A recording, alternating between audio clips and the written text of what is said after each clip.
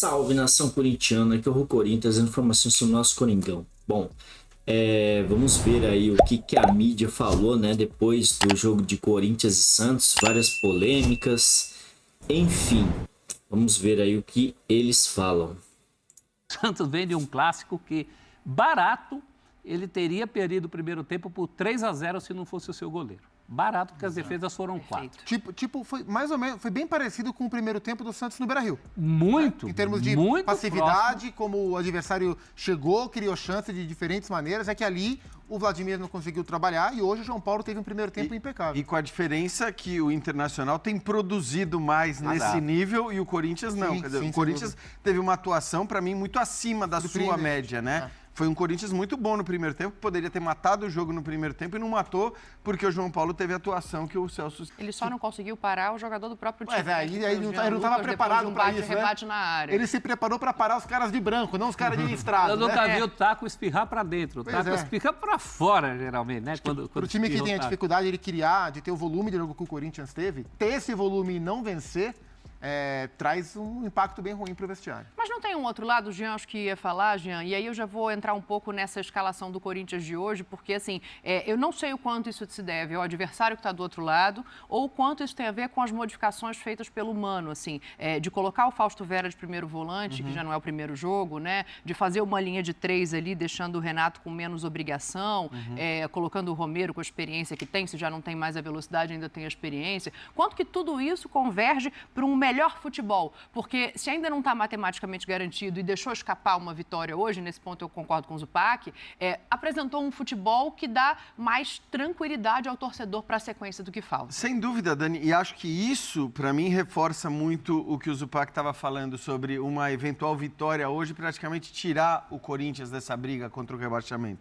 Não seria só a pontuação, não seriam apenas os 39 pontos alcançados, seria o fato de que o Corinthians teria vencido em 2 rodadas seguidas. Para mim, hoje, até jogando mais do que jogou contra o Cuiabá. Sem dúvida. Então, fazendo uma partida mais convincente. Eu acho que o Corinthians mereceu vencer bem mais o clássico contra o Santos do que mereceu vencer a partida contra o Cuiabá. Mas tudo isso somado. Então, assim, a atuação de hoje, as 2 vitórias seguidas, que seriam 2 vitórias seguidas se o Corinthians tivesse vencido hoje. A pontuação de 39 pontos. A qualidade do elenco, que é superior à dos outros times que brigam lá embaixo. A força que o Corinthians tem em casa. Tudo isso acho que faria com que o torcedor, como disse o Zupac, ficasse tranquilo em relação ao fato do Corinthians agora poder dizer que estaria de férias. Com 37, não tem motivo nenhum para desespero. Eu acho que a atuação de hoje, ela está aí. Foi uma atuação que aconteceu, positiva, bem melhor do que o Corinthians vinha jogando. A tabela é boa ainda nesse momento, se você olhar para o fato de que nem o Goiás, nem o Vasco, nem o Santos e nem o Bahia venceram. Ninguém venceu. Então, a reformulação desse Corinthians também vai ser muito no limiar ali entre o que esses caras entregaram nesse fim de ano, a história que eles têm no clube e a necessidade dessa renovação. Esse elenco vai ter que passar por reformulações, isso é claro. Não é o grupo do Mano. O Mano chegou com o caminhão andando. Não estou aqui incentivando loucuras financeiras, mas mudanças de jogadores, pelo menos a partir de características. Porque quando esse elenco foi montado, ele foi montado de uma maneira desequilibrada. Sim. E depois ele é reformado. E o Corinthians nunca mais parou para pensar na vida. Passaram-se temporadas. Então, essa é uma temporada limite. O Mano não vai conseguir fazer milagre com esse elenco e ainda que fizesse, não será o elenco para o ano que vem. A impressão que dá é que nesse primeiro momento o Mano entendeu de que forma ele poderia entender melhor a característica desse elenco para formar o time.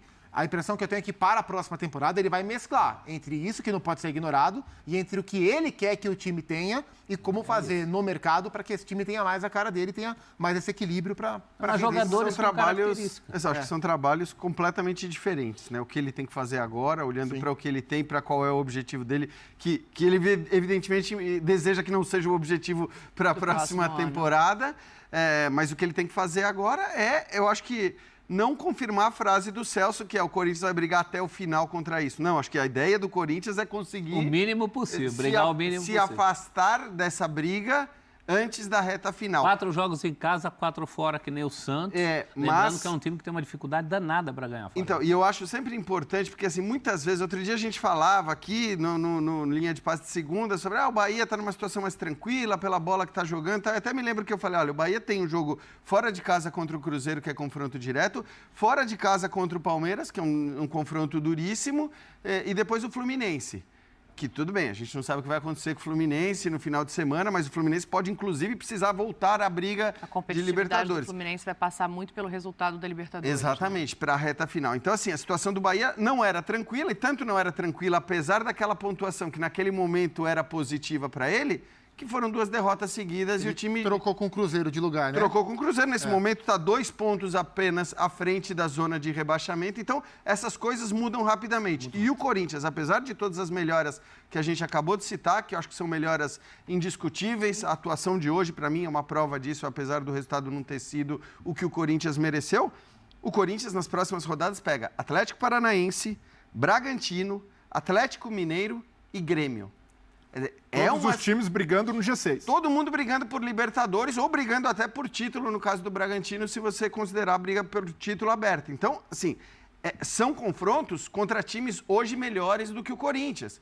Então, assim, uma sequência de 4 jogos contra essas equipes pode mudar tudo. Então, eu acho que, apesar da melhora, o que não pode haver, para nenhum desses times que a gente citou, é assim, a tranquilidade, é achar que agora que está jogando bem, agora que embalou uma sequência de boas atuações ou de bons resultados. A gente usou muito isso para o Vasco, né? O Vasco agora, peraí, jogou bem com o Flamengo, jogou bem contra o Inter, os resultados não vieram, mas começaram a vir. Porque o passivo do Vasco era pesado. Mas assim, e aí hoje teve jogo contra o Goiás e o resultado também não veio. Então eu acho que é importante todos esses times terem a consciência de que essa briga ela pode ser dura até o final. As realidades mudam muito rápido, né? Exato. Porque ao mesmo tempo que as atuações do Vasco davam segurança de que dessa forma o time não cairia, você fica 2 jogos sem vencer e o seu emocional já é outro para a terceira partida, né? E nesse ponto do emocional, para o Corinthians pode pesar, porque a gente inverte os 4 jogos finais. Bahia, Vasco, Inter e o Coritiba. Então são times que estão brigando na parte de baixo da tabela. Curitiba já vai estar rebaixado, mas o Inter talvez solto, mas por exemplo, Corinthians e Vasco, Corinthians e Bahia tendem a ser jogos bem tensos. Mas, teoricamente, jogos contra equipes inferiores, mas dependendo do que acontecer com o Corinthians nesses 4 jogos mais difíceis, pode valer a permanência pode chegar de com algum uma situação deles, né? emocional mais O complicada. Vasco fora de casa. E eu lembraria que o Mano também estava muito interessado em falar de outras coisas além do pênalti, porque hoje isso interessava a ele. Tinha um rendimento bom no primeiro tempo, ele tinha coisas para falar a favor dele. Não é que ele é o Papai Noel, não. Sim. Ele é um técnico como qualquer outro. Conseguiu juntar tudo, né? Porque ele deixou bem claro que o time jogou bem, não jogou bem o tempo inteiro, mas jogou bem, jogou melhor, merecia vencer. Não venceu porque o goleiro do Santos pegou muito, não venceu porque o árbitro foi ao VAR, foi chamado para ir ao VAR e marcou um pênalti que não existiu. Sim. Acho que ele conseguiu organizar cada coisa na sua caixinha. E até fazendo, quando ele fala, o time, de fato, quando ele é perguntado sobre a oscilação, aquilo que o Breler mesmo falou, né, antes da entrevista, ele fala, não, é verdade, esse time já oscilou, esse time oscila muito, oscilou comigo, inclusive, mas hoje não é o caso. Sim. Hoje não é por isso. E eu concordo, né? Porque a gente não pode dizer que o Santos... Aliás, o Santos é um capítulo à parte, né? A inoperância ofensiva de um Santos que, queira ou não, tem Soteldo, tem Marcos Leonardo, tem o Lucas Lima, que tecnicamente é um bom jogador. Então, acho que só por esse trio, o Santos já deveria produzir tinha a obrigação de produzir mais do que produziu. Agora, Jean, você falou do intervencionismo do VAR só quando o erro for crasso. Eu acho que hoje esse lance era um lance para o VAR chamar se o juiz estivesse dando em campo, porque aí o VAR tinha uma novidade. Sim, veja na imagem. Para o árbitro não marcou o pênalti, que não foi, e chamaram foi ele, isso, aí ele marcou o pênalti que não foi. Eu acho que é importante esse ponto, porque eu acho que, evidentemente, o VAR só deve intervir quando você tem um erro claro, um erro indiscutível, e não era o caso hoje, pelo contrário. Sim. Agora, existem casos em que você tem um lance duvidoso e que o próprio árbitro, que tem a comunicação com o VAR, pode não ter visto. pode querer tirar uma dúvida sobre o que aconteceu, porque o árbitro nem sempre vai conseguir ver tudo o que acontece dentro de campo. Então, claro que o VAR está ali para isso também, para tirar uma dúvida que o árbitro eventualmente tenha sido. Aí a gente vai provavelmente ouvir o áudio e tudo mais. Amanhã teremos o áudio do VAR e na terça-feira provavelmente a entrevista do CNM falando sobre o que achou do pênalti. É que cada lance desses rende uns 3 dias de pauta pra gente. Porque não vamos reclamar. É que hoje ele ia acertar por vias tortas. Ele não ia acertar porque viu. Ele ia acertar e o VAR fica quieto, porque o VAR tem a imagem. Eu falo, não foi mesmo. Sim. Mas não o contrário. Olha, com o Simon ele vai dizer o que chama o velho. É o certo. E depois a gente diz aqui o que foi a nossa percepção durante a partida. Fala, Simon! Enfim, eu tenho boas recordações desse clássico. Eu apitei uma final de campeonato, uma das melhores que eu apitei até em 2002, Santos 3, Corinthians 2. É um grande clássico com grandes jogadores. Hoje ficou a cargo do outro gaúcho, Anderson Daronco, o árbitro de campo, e Wagner Roey, o árbitro de vídeo. Já no final dos acréscimos, 53 minutos de jogo, o Daronco está bem posicionado, está na jogada, no campo não marca nada, tá? E aí o VAR interveio, o Daronco vai no vídeo e volta com a decisão equivocada de apontar para a marca da cal. Isso aí não é pênalti. Por que não é pênalti? O Bruno Mendes dá o bote na bola, não pega a bola e também não pega o pé do adversário. Ele tá com o pé no gramado, até o pé dele tá meio diagonal, tá? E o Soteldo, que adianta a bola, tropeça no pé dele. Busca o contato com ele e acaba tropeçando no pé dele. Por isso que não há infração do zagueiro corintiano.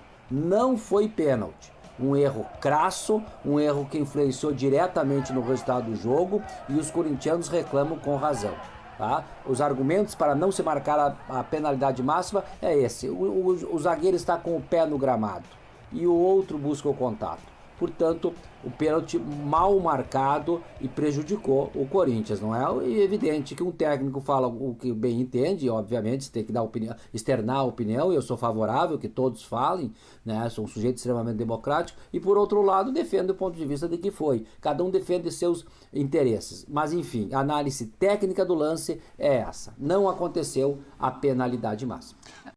Mais do conceito da CBF para tomar uma punição, né, Simon? Não é um cara que vai ser punido, vai. Um cara como o Anderson Daronco vai para uma geladeira? Será? Acho difícil, hein? Olha, o Wilton Sampaio não foi. Pois é. E o Daronco Ô, Simon, então tá bom, tá? Um beijo para você, valeu. Bom finzinho de domingo para ti. Obrigada. Abraço. Tá bom, valeu. Boa noite. Abraço para você. Beijo, boa noite. Valeu. Para mim não foi pênalti.